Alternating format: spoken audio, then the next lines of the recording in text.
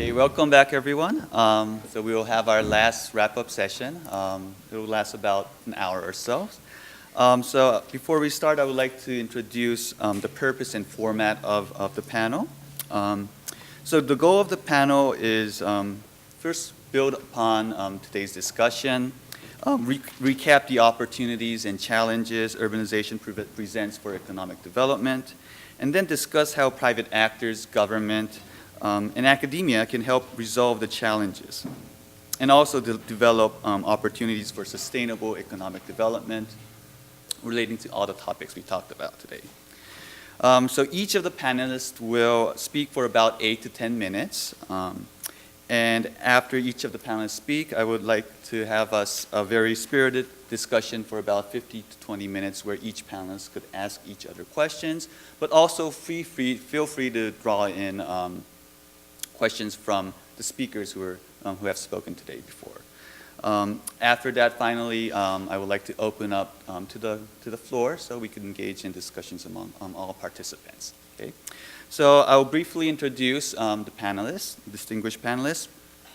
Professor Joe Duranton is professor and chair of the real estate department at the Department of Real Estate Department at Wharton School, University of Pennsylvania. Professor Stephen Shefford is the class of 2012 professor of economics at Williams College. And Professor Yanni Ioannidis is the Max and Herta Nuabera chair and professor in economics at Tufts University.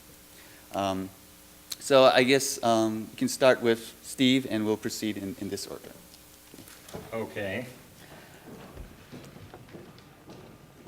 As I said at the very beginning of the talk yesterday, and when I was introducing Gilles, I think it's fair to say that economists have understood for some time that there's a link between urbanization and development.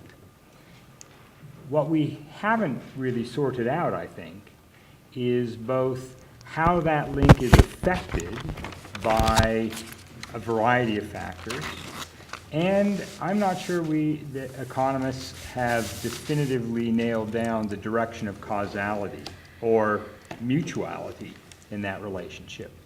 I think part of what we've seen today, and starting from last night and into today, are a really interesting set of attempts to address that issue, and particularly to look at different aspects of that relationship. But I think it's fair to say that lots of interesting work remains to be done. I guess I would summarize my own view is, wow, we started out learning that roads really matter, and that roads contribute to urbanization, and that they add a lot to the economic development. And we ended up learning that roads really matter, and that they really do influence the spatial structure of cities and how they work and whether cities are decentralizing. So, I think that's a serious contribution. I think we understand that infrastructure is an important component, an important determinant of economic development. And indeed, Professor Padroni, my colleague, is not in the audience, at least that I see at the moment, which is excusable since he's on sabbatical. It would not be reasonable to expect him to be here for everything. But he and others have actually looked using panel time series techniques at trying to nail down the causal impact of infrastructure investment, and have established causal connections between roadway construction and economic development, and some of those techniques could be usefully brought to bear, I think, with some of the data that we've been looking at and hearing about today. And we should, at the very least, think about how those results interact with the results that we've obtained so far. I guess the other thing that has struck me about the results that we've obtained is the critical importance of data. If we want to understand urbanization in developing countries, the links between urbanization and development, we are constantly confronting the need for more and better data, and there have been some really innovative studies and uses of data in the papers that we've seen over the last 24 hours.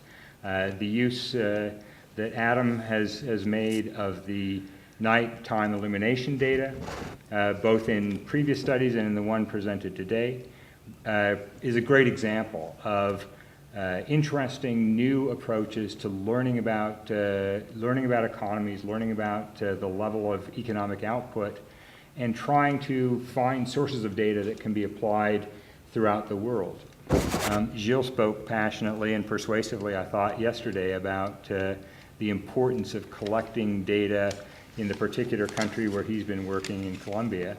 And I think that both of those are good examples of something we all need to be cognizant of, and that is to learn how to make better use of data and how to look to unusual, different, and interesting sources for information that we can rely upon to learn about these relationships. So I could continue rattling on, but I'm quite interested in hearing what my co-panelists say and reacting to them, so let me stop there and turn attention to you. Okay, so let me tell you first where I'm coming from. Years ago, I was invited by the World Bank to participate in the Commission for Growth and Development, which was a very interesting exercise, and I was thinking, okay, I'm going to learn about the literature, the commission was being headed by Michael Spence, Bob Solow was part of that group, and I was exposed to all those great minds, which was a wonderful experience. I was saying, okay, and then I'll work on urbanization, developing countries, and all of that. And that was back in 2007. And until last year, I had not done anything whatsoever. I tried to do this, couldn't find data, tried to do that and stuff. So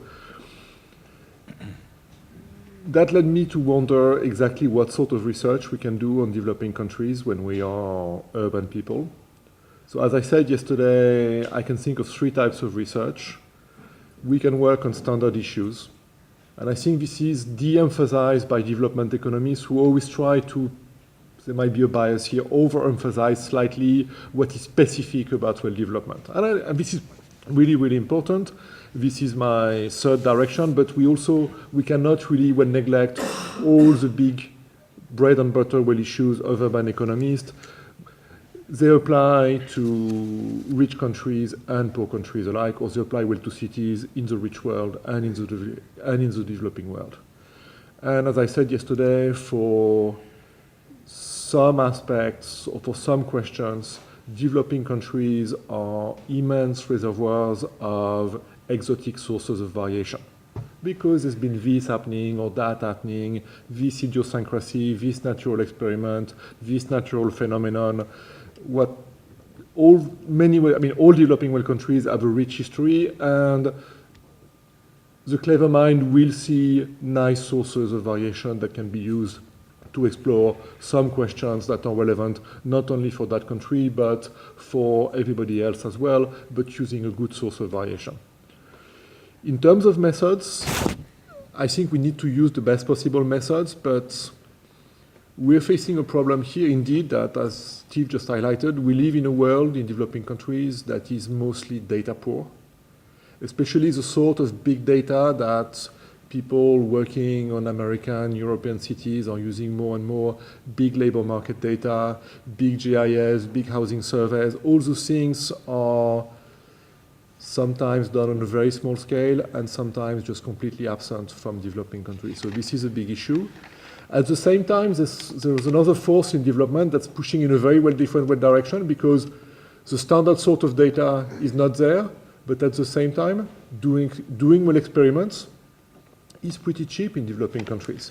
So if you want to do some experiments in the US and you need to pay participants, that's becoming really expensive.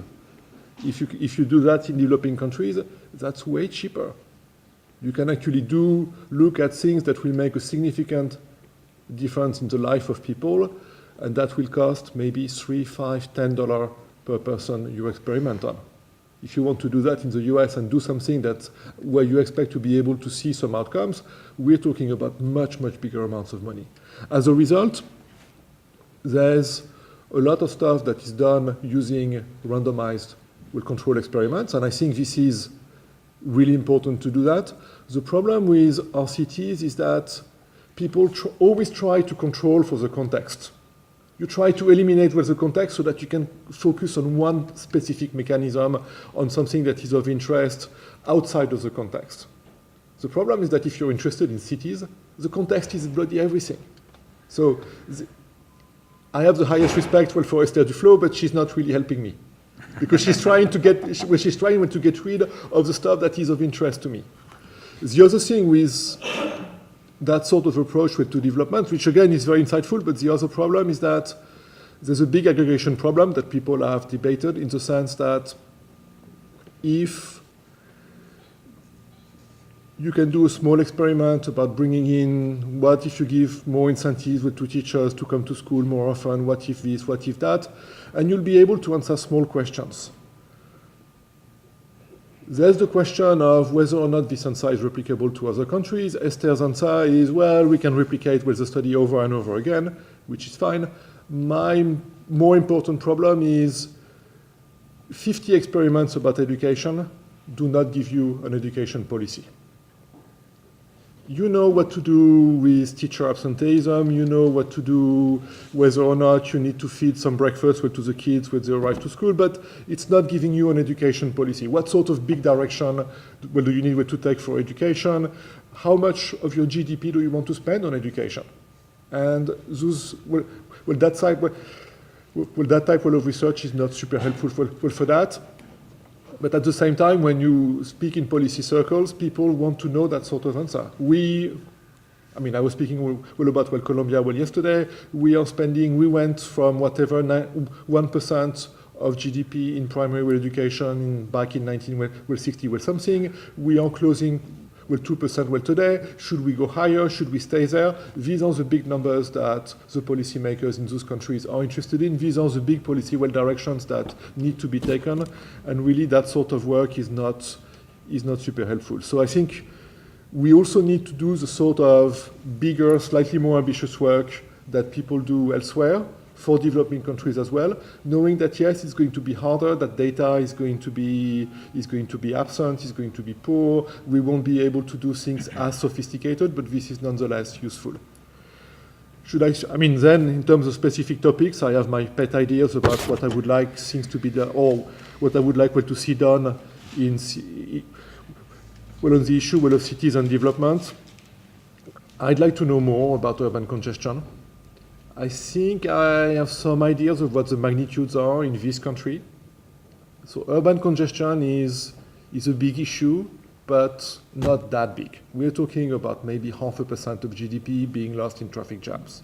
So it's not huge, but it's a significant problem. I would like to know if, in Colombian cities or other cities in the developing world, if it's also 0.5% of GDP that we're talking about, or if it's 0.05% of GDP, or if it's 5% of GDP. Actually seeing when traffic jams in Bogota, I fear the worst, but I would like to know more about that. Knowing that this is a big issue because as countries will develop, people are getting rich, and as they get rich, they buy cars and they want to drive their cars. Then people say, yes, but we're going to do some urban planning and people will take public transportation. I think it's a way more complicated proposition than that.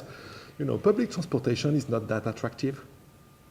Taking the bus with everybody else is not very nice, and people, as soon as they can avoid doing that, they actually do that. And even if you manage to convince people to take the bus, you free up some space on the road. It means that people will take the road. Every time when you convince to take someone to abandon his car and go inside a subway car, a bus or whatever, that frees up one spot on the road and this spot will be taken. So we need to think about how to do demand management.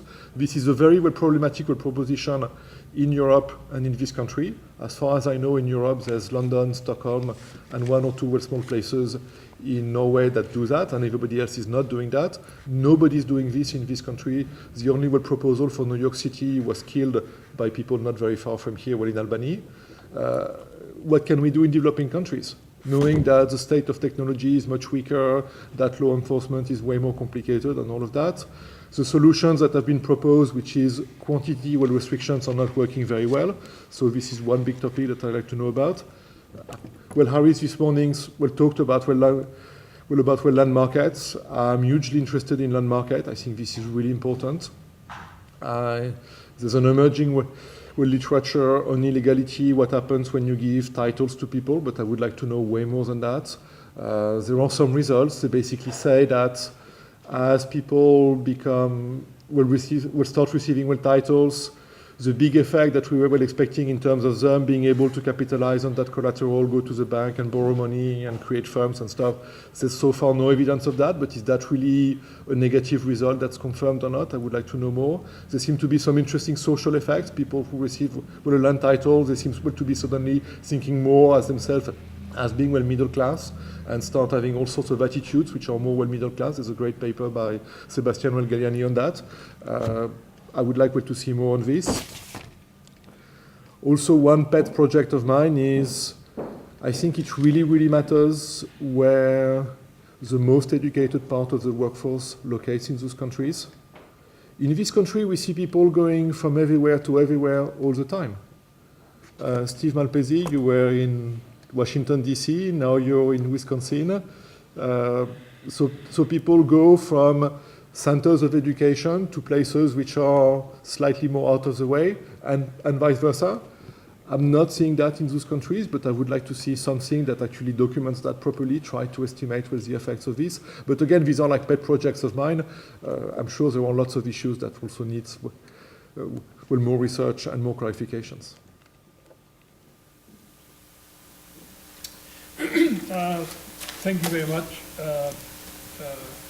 Steve and Jon, for inviting me to this very interesting conference.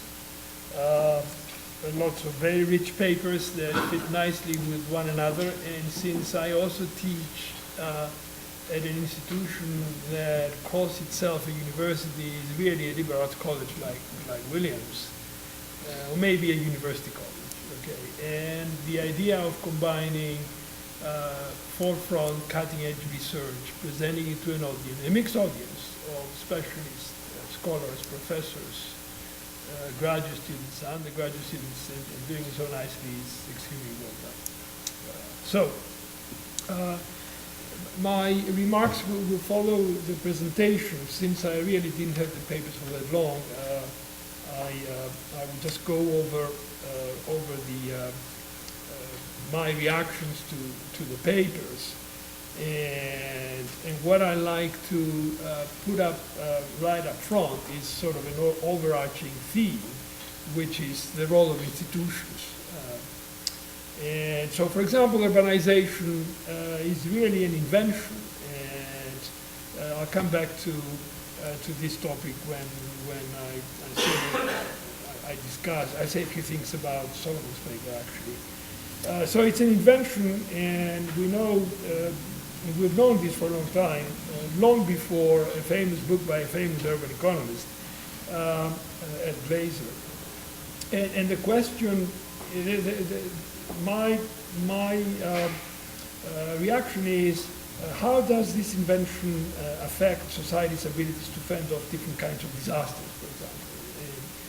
And I think this also is related to Adam's paper about how climate conditions lead to restructuring of African economies. Now, starting actually from Gilles Duranton's paper, presentation, which was extremely well done, I just have a comment where you said repeatedly that a lot of educated people concentrated in the larger cities. Well, you also said that Pablo Escobar was an important factor And I think by having targeted the country's traditional elites, again, forced educated people in the large cities where they can, protect themselves. But the real, but one real comment, a reaction rather than comment, that I have from your presentation, which, as I said, it was very interesting and extremely well done, especially for this mixed audience, is that you sort of painted decision makers as sort of models for sainthood. I'm not so sure. They're really self-interested. Okay. And while I suddenly applauded hiring you, I hope that it's not just an error in the right direction. Okay. So their hiring you is evidence of good things. But related to that is, can research of the sort that you are involved with and influencing in Colombia make their pursuit of self-interest harder? Okay, I think that's a real challenge for social science. Okay, now coming to Lakshmi's paper, where my remark is basically that the coexistence of constraints in both labor and housing markets reinforce one another.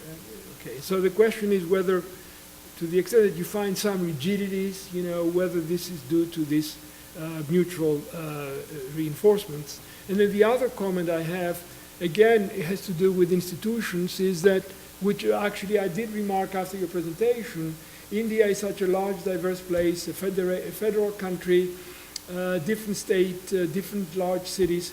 How can social scientists sort of promote the kind of competition that is so extremely important in the United States? So, Boeing is in Seattle for years and years. There may be some economic geography reasons for them to be in Chicago, but there are also local governments that promote this. So Boeing moved from Seattle to Chicago. The climate and the infrastructure in the Southeast is very important for, it's crucial for like auto manufacturing, yes, but those states in South Carolina and so forth gave a lot of money to attract Mercedes and Volkswagen and so forth, make it easier for them through tax grants and the like. Now, regarding Harris' Law's presentation, actually, he did tell me that he had to leave, and I had a brief conversation with him about this. And my reaction to his presentation is, okay, now here is an idea about simulating a counterfactual. Okay, how about introducing title insurance? You see, in the U.S., we cannot get along without title insurance. Okay, and of course, it's an organized country, to put it mildly. And he said, oh, that's very interesting. He said, last time I flew to Dakar or someplace, he said, a guy next to me was the CEO of the largest title insurance company in the US. He said, we're going to Africa to sell title insurance all over the place. Okay. But it seems to me that the numbers, the different kinds, the different variations of institutions that he examined actually allow him to say something about title insurance. So he's thinking about it now. So okay, I had this conversation with him. Okay, now coming to Steve Malpese's presentation. I already told him I can't resist touting my book, but this is not just a commercial break, because already promised to buy it. Yeah, I know you did. And you said you asked me if it's available on Kindle. I told you it is. So have you bought it? I will while I get back. All right. So the idea is that, right? The idea is how do we want to represent the richness of the spatial structure throughout the world by means of models which are not so strictly, determined by distance from the CBD. And as I remarked after your presentation, which was very interesting, by the way, there is a richness in the mix of activities as we move away from the CBD, which is predicted by models like Lucas and Hansberg and Rossi Hansberg, and this is entirely due to social interactions. And in cities, there isn't just a shipment of things back and forth to the CBD, but there's a richer structure, a richer economic structure, and a richer social structure, and that's all about social interactions, which, is the raison d'etre of cities. And so it would be nice to see allowing the models to represent this structure as there is a mixture of activities. Adam actually made this remark, I think, and I think it would be interesting to see that. Now, how can, now, it occurred to me when was it Gilles or Steve spoke about richness of data. Well, in the US, scientists are coping with this torrent of data that comes from all the devices we carry with us. And, phones, all of that, which give a lot of information about how people move around. And the question is, are such data available in LDCs? Because they will give us a lot of information about the internal structure, the internal allocation of economic activity in cities. So I think that's something to think about. And that's also related to, for example, do we really know how much of GDP is wasted on traffic jams? And then it will be interesting to even, as you say, experiments are rich, okay, are cheap in maybe we can reorient satellites to cities with historic jams and learn some more. Okay, so let's see, what else I'd like to say. Yes, about Solomon's paper, which is extremely interesting again, but the argument from climate to conflict is very compelling. Okay, but we should expect that societies will attempt to mitigate some of the conflicts by development of institutions. And since your horizon goes so far back, okay, I'm tempted to bring into the story something, very interesting book, which I personally found extremely interesting, by Paul Seabright.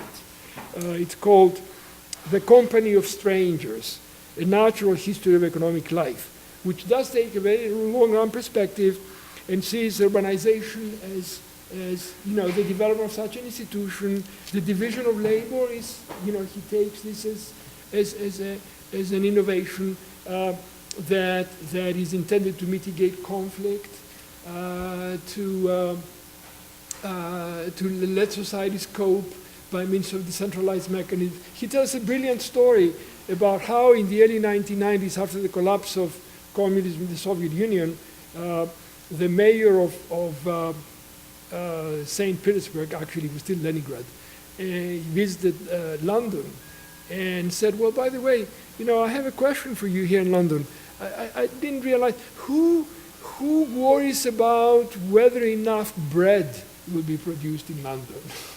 And he was, surprised to hear that nobody was about that as an individual officer. So the development of institutions, again, he takes this very long-run perspective, and climate is, of course, one of those things that forces a society, however primitive it might be, to rethink things and sort of, and it doesn't necessarily mean that everything results in a big conflict.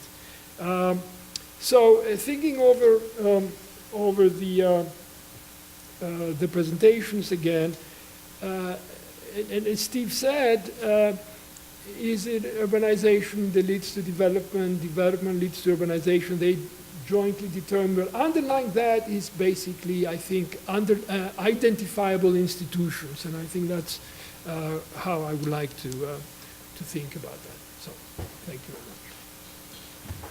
Okay, thank you very much. Before I open up to questions from the floor, if any of you would like to respond to some of the comments that was raised among your panelists, this is the time to respond or provide some more comments. Yes.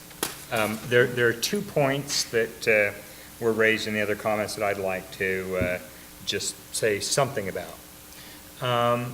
One is that at some scale, I would assert at a fairly large metro area level scale, our traditional urban economic theory, the sort of muse, the Mills, Muth, Alonso model, is remarkably successful. I mean, it's one of the most successful theories we have in applied microeconomics. Yeah, I agree. And so I think that's, it doesn't get sufficient credit for that sometimes. And I think that makes it a very attractive area to work in for students and scholars to come. That's when I realize I'm preaching to the choir here, since at least up here is the choir of people all interested in urban economics. But that's at the large scale. Many of the open questions and interesting issues and anomalies that that have come up in both the papers discussed today and that have been alluded to in the comments concern the sort of smaller level scale, things going on in neighborhoods, decentralization, understanding how transportation affects urban structure. Some of those things are issues that remain to be addressed. But at the large level, it's a remarkably successful theory. The second comment that I wanted to make is about the data, and Yanni, you raised this point about cell phones and other data, and couldn't this be used? I think that's a very promising area of research, and in fact, actually, there are devices that you can buy. I have one that's been in place for over a year in North Adams, just the city that's to the east of us here, that monitors, it counts the number of people that come within a certain distance of it. And if you have more than one, or if you buy several of them, you can actually, it will keep track of people who go from one and then to the other. Hopefully it doesn't identify. It doesn't identify them, but it will say, a person came, passed by this node and then that node. And so it will give you information about the level of traffic and the movement of people within the city. And there's no reason that couldn't be deployed in a developing city context. What is necessary is that the individual devices have to be connected to the internet all the time. So they're sitting there monitoring data and feeding it to Well, this device, presumably you can work with data from providers, in which case they know these people are. You could, but then you have to work with the providers.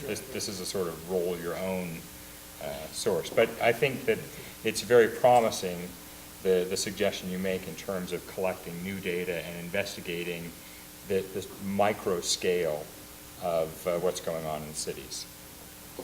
Well, maybe we should just all get an NSA affiliation, and then Yes. we'll have data. We'll have access to all the data. Right. Let me just react on Yanis's point about policymakers as saints. Obviously, I was exaggerating. I know. But there was a subliminal message here. I knew I was talking to an audience of ex-policymakers, soon to resume as policymakers. And I think what I was trying to convey is that your engagement with academia is not only this nice 1 year period that you're spending here in this very nice setting, but that should be a lifetime engagement. And I was trying to paint things in a positive way. What I nonetheless said is, and I want to develop a little bit more, is whenever an academic is involved in some policy projects, there's always a political economy. And I know that for the Colombian case, there's a ministry that wants to re-centralize its country, and what do? They hire somebody from France, the most centralized country in the world. I don't think it was entirely random. So there was a political economy, not that I'm a big French well-centralizer anyway, but I did not disagree with that political economy. When I worked for the British government many years ago, and that was also a significant part of my time. At the end, it was like a day or a day and a half every week, so that was a big part of my time and a pretty big toll on my other academic activities. But that was nonetheless interesting. There was also a very significant political economy. We were brought in with Henry Overman, with Tony Venables, by the Chancellor, who then became Prime Minister, Gordon Brown, because one of the departments wanted to do clusters everywhere in the country and cluster policy. they sort of knew we would oppose that, and we were basically used by the chancellor as academic, whatever varnish, academic pretext to reject with those proposals. But at the same time, I was quite happy to go along because, yes, indeed, I was deeply convinced then, and I'm even more convinced today, that most of those projects were complete nonsense. So, but there was a political economy. Sometimes it's more ambiguous. I'm also involved in a project in Paris where they want to build 200 kilometers of subway, so 160 kilometers of subway. So we're talking about very large amounts of money. I am not fully convinced that this actually makes a huge amount of sense. At the same time, I feel that by being inside, that's maybe better than being outside. So I know that they also use a number of us, again, as a way to signal some sort of academic credibility and seriousness. I'm not entirely convinced, but being inside may be better than being outside. So sometimes it's more ambiguous, and I've also refused projects because I disagreed with what the ideas were, with what the objectives were, or how they wanted to use me and others. And so as an academic in the policy world, you cannot be too naive, and you need to know there is a political economy, and you need to be able to identify it. And then you can be happy with it or not, and if you're not happy, you just don't participate. Can I just Yes. I mean, my real question is not, is it possible to make a decision maker, make it harder for a decision maker to pursue his self-interest? Because you establish facts that he has to deny or argue about. I mean, that's my real question. And my question is really, in your experience in Colombia, how relevant is this notion that you can make it harder, the pursuit of self-interest? So evidence building is indeed really important for knowing about stuff, but also for that reason. And I also think that if we start arguing cogently and vehemently against really bad ideas, we can achieve a little bit. We won't win every time, but George Stigler, many years ago, from Chicago, said that if an economist can delay a really bad project by 2 weeks, he can earn his lifetime income. Yes, that's true. Yeah, because we're talking about billions, right? Yeah. Okay, thank you very much. Discussion and comments. So we have about 20 minutes, and I would like to open up discussions, but I would actually particularly would want to solicit comments and questions from the CDE fellows. You've been sitting here all day and listening to the perspective of economists or academics and how they talk about, how we talk about cities. I grew up in South Korea in the 80s and 90s, and I saw development, economic development, and it's very, very tied to urban economics or urbanization. But somehow, as Joe mentioned yesterday, the field of study relating cities and economic development is surprisingly small or very, it's at its very nascent stage. And maybe it's because of data issues or the complexity of we can't control environments like rural areas. But it's also that we might not know the exact questions that we want to look into. And in that aspect, it would be very helpful for us to hear how you think about cities and development. And if you think certain questions have been unasked and would require further examination. So please go ahead. And please do not be shy.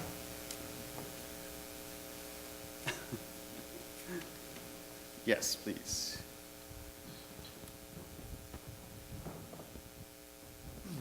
Hi, I'm Mugdha from Bangladesh, a CDE fellow this year. My question is to the panel. Urbanization, we can understand in the development process, in the growth process, urbanization has become an inevitable force now. But I was just thinking whether decentralization, when we are in a process of growth, is actually necessary. does it like country like Bangladesh? We know every day Dhaka is like 10 to 15,000 people is coming to the capital city every day. But on the other side, government is trying to decentralize Dhaka as much as possible. But also I think 40% of the total GDP of Bangladesh is coming from Dhaka. So is it a like wise decision to decentralize when a developing country is growing, whether it should have a negative effect on the growth? Thank you. Anyone wants to respond? Well, I mean, I think there is an easy response that obviously the urbanization and growth their relationship is different at different times and in different countries. And so I can imagine, I mean, I haven't been to Bangladesh, but I can imagine that it's easy to, if the politics is there, to generate additional economic activity centrally and not object to that. But I mean, we know from standard treatments, depending upon transportation costs, you know, if transportation cost is trivial, then you can have development anywhere. If transportation cost is very high, again, you have development everywhere. But in between, you will have concentrations, and it's the right thing to do, to have concentrated development. So the question for me is, you know, back to you is, well, what are the big infrastructure projects which are likely, you know, in the works, which are likely to affect this pattern? And that's the real issue, I think. And that means ports as well as airports, as roads, trains, all of infrastructure. Yeah, I think you need to think about that, knowing a lot about the context, because this is a question that I've been struggling with in the Colombian case. I've come to the conclusion that building roads would also be helpful in that respect, because Colombia has reached a level of development that's enough, that now actually having manufacturing in the largest cities has become a slightly crazy idea. But the fact that it stays there means because it's actually really hard to re-enter the city if you're producing elsewhere. So actually, building roads, I think, would be helpful at this stage of the Colombian world development for manufacturing to move out, for manufacturing to move to secondary cities. At the same time, I know that the relationship is ambiguous, and I can perfectly imagine situations where building roads will just bring in more people, more activity inside the city that's already really, really big. So for that, you need to have, you know, someone would need to invest and think a lot about that, understand how the country is functioning, what sort of development we've reached, and what would have. I've convinced myself that in the Colombian case, building more roads would actually help those major cities by allowing manufacturing to decentralize. Because we've reached a stage where those guys don't really need to be there. Land is way too expensive at the center to have like cement factories 5 miles away from the sun. That's completely crazy, but at the same time, those guys, they just want to stay there because if they are really, really far away, re-entering Bogota takes forever. Right, I mean, the only thing I would add to that is, of course, congestion in Dhaka is legendary. But one can imagine the ideal long-run situation, of course, is to to not require public sector intervention to direct firm location. You'd like to eventually have that emerge as an equilibrium outcome where firms are locating where it's efficient and optimal for them to be.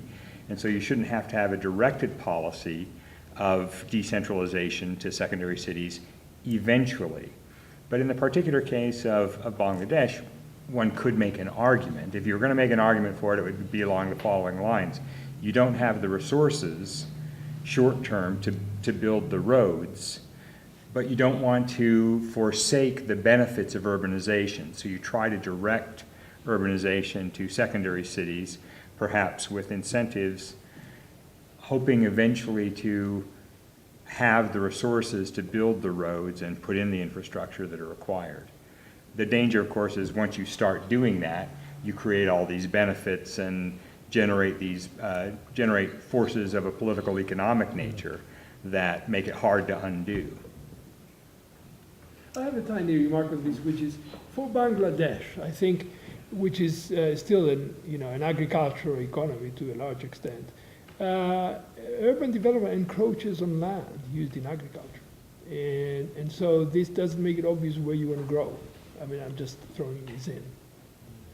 You see what I mean? It's not obvious where the growth should be. Should it be in Dhaka, or should it be spread all around the country? Because the urban population and activity encroaches on agricultural land, which you need.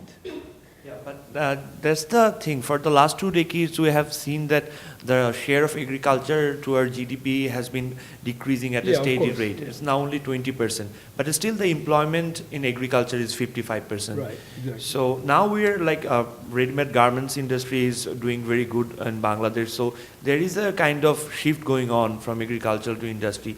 In that regard, urbanization, I don't know how they're playing a big role. And also, as you said, one of the biggest project that World Bank was going to take in Bangladesh, this Padma Bridge, which is going to connect the center with the south of Bangladesh. It was going to be one of the largest bridge in South Asia, but again for corruption issues and it was dropped. So maybe that's how I mean roads would have been a big source of sharing the growth among the center and also to the other part of Bangladesh. Yeah, thank you for your comments. Okay, thank you. Any other questions, comments? From the CD fellows? Yes, please. I'm just asking a simple question about the talk about slums. I think in Jakarta, the new governor also was talking about slum development. He's talking about making a vertical flats and joining with the private companies as part of their CSR. Just the question is, by making a development for like making better slums area, isn't it like gonna be a pull factor, so people will go to the city, like more people are coming, and that's gonna be creating more problems as well, more density, because Jakarta is already 10 million people around.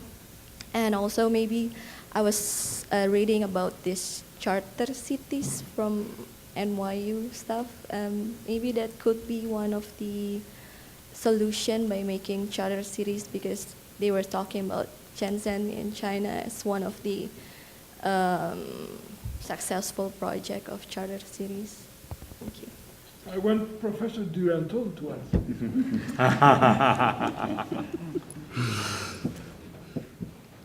So, I mean, I'm not a specialist of slums.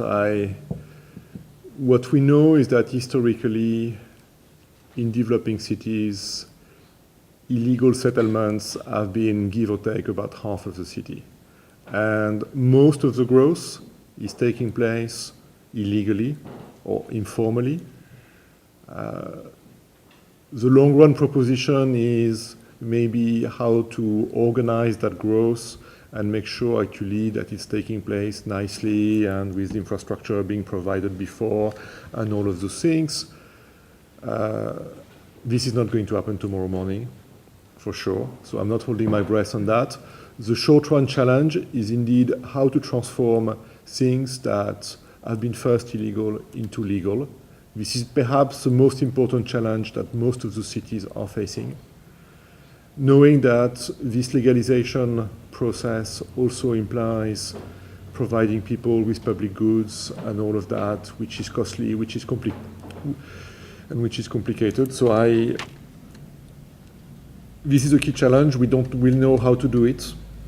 My feeling, I mean, I'm a big fan of Elinor Wallström, who says that the commons can be managed in all sorts of ways. That's okay. But when we're talking about the residences of people, yes, we need to be well coherent on that. We need to give property titles. We need to give well property rights. I know that the cost theorem doesn't fully apply in the sense that I'm sure it matters who you actually give the title to in order, in order to get something more efficient. Then yes, it's complicated, it's messy, it's not clear exactly what works. I mean, the example from this morning in India was clearly very telling. Then indeed, when you make the city better and people are mobile across places, they will come. They will come. In the extreme case where people are freely mobile, you improve the situation and new people will come in and prices will go up until there's equalization again. So that's the extreme case. So it means that any efforts in terms of cities needs to be thought of as an effort for the entire system. And I think this is what was great about this Colombian project, is that they had understood that right from the start. You cannot improve only one city, because if you improve this one city, that might be self-defeating. People will come, there will be some pull factors, and we'll be back to the same old equilibrium or close to that. Except that this city will have grown much larger, and any gain in efficiency will have been offset by more congestion, higher land prices, and all of those things. So here again, this is a big challenge, but it means that maybe this Colombian project is actually a template for everybody else. At least in the way we're thinking all about it, we need to improve all of our cities. That cannot be only one city, because otherwise that will not work. Charter cities, that's a very nice idea. The problem is that politically it seems to be impossible to implement, because what Paul Romer wants to do is he wants people to surrender, or he wants government to surrender nearly all their rights over one part of their territory. And I understand that most countries are very, very uneasy with that idea. So maybe there will be somebody one day, a brave soul in charge of a country, who will say, okay, let's do that. And that the experiment will be so successful that everybody will want to follow. I'm not super optimistic. But credit to him for trying. Okay, Anna, you have a question? I just wanted to point out that several of you talked about institutions and special interests in different ways. One really important aspect is the number of ways in which there are groups within the city who are not paying the full cost of the resources they're using. Gilles talked about congestion. And clearly, even though as economists we can say congestion charges could do a lot to address that issue, it's not just improving public transportation. That a critical part of improving transport in London was not just the congestion charge, but the fact that buses could move more freely, that riding a bus in London is a pleasant experience, much more than it was before the congestion charge, for example. The people who were driving the cars on the roads before the congestion charge were not paying any of the externalities they were causing by slowing down other people. With a congestion charge, what they pay may not exactly represent that cost, but it does represent a significant piece of it. In other countries, there's an enormous problem of water systems or water and sanitation systems where a fraction of the population is being served and paying a price that's far less than the real cost of that service. The agency is losing money. The agency therefore can't afford to expand the network. And the people beyond the service of the network are the people in the neighborhoods you refer to as slums. And I know no, I guess it was it Harris who used the UN definition of slums? I'm forgetting now. But a term I take exception to, I'd rather talk about informal housing, because the variation in the social characteristics of people living in those illegal, undocumented areas is such a great range. But those areas are often populated by people who don't get water services because the agency can't afford to expand. Why can't it afford to expand? Because the interests of the long-standing city residents in the served area are to keep the tariff so low that the agency is continually losing money and has no access to capital to expand. So I think, you say at best an economist can stop bad ideas. I think it's important to keep pushing good ideas, like like trying to get users of cars to pay part of the cost of the congestion, users of waters to pay the cost of the water they're consuming, for example. That, maybe just having a few messages is the way for economists to bring about changes. I think about the economist who first had the idea that if an airplane is too full, you auction the space on that plane instead of just telling the last arrival that they can't fly on it. Something that was eventually implemented. And if any of you fly in the United States and find yourself on a full flight, the airline will ask who is willing to volunteer in return for compensation, instead of simply saying that the last arrival can't use it. That was a simple idea. It took a long time to get people to adopt it, but continually repeating it did get that change made. And I think internalizing externalities and having users of urban services pay the full cost are two messages that really deserve to be repeated and repeated. Okay, let me, because I have strong opinions also based on my Colombian experience on that point. There's something that's missing in your argument. I mean, I fully agree with everything, but there's something that makes it slightly more complicated in the case, especially in the case of utilities in Colombia, because very often, and I think this is actually a really good idea, that Colombia is using utility pricing. So you pay different prices depending on where you live, i.e. if you live in a nice area, you pay a very high price for water and electricity. If you live in a poor area, you pay a much lower price, which is well below marginal cost. But this is a way to do redistribution. So first, when people say, oh, there's no such thing as redistribution in Latin America, yeah, well, it doesn't show up in terms of redistribution like we have in Europe and in a standard welfare state, but they should really well know better because this is actually happening on a grand scale. One of our consultants has estimated that poverty rates in Colombia without that system would be twice as high as they currently are. So at the moment, we're talking about 20% of the population is poor by their definition. If it wasn't for redistributing income through subsidies for utilities, we'd be talking about 40%. So this is really important. Well, utilities and health. This is really, really important. This is a way to redistribute income, which, especially in highly unequal country, may not be stupid. But at the same time, the same argument is also reinforcing the power and the attractiveness of a congestion charge, because you make drivers pay, and these are people with cars, so they can afford a car, i.e. they're much richer than average.